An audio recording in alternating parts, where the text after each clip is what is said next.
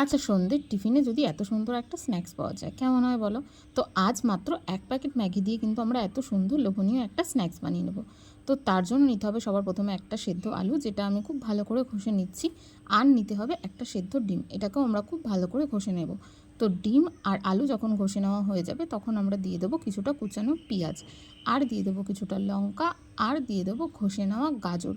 তো গাজর, পেঁয়াজ, লঙ্কা, আলু, ডিম খুব ভালো করে মাখিয়ে নিতে হবে। মাখিয়ে নেওয়া হয়ে গেলে আমরা দেবো ম্যাগি মশলা, দেবো ১ চামচ নুন, আর দেবো ১ চামচ গোলমরিচের গুঁড়ো। তো দিয়ে এটাকেও খুব ভালো করে মাখিয়ে নেওয়ার পরে আমরা একটা শেপ দিয়ে নেব।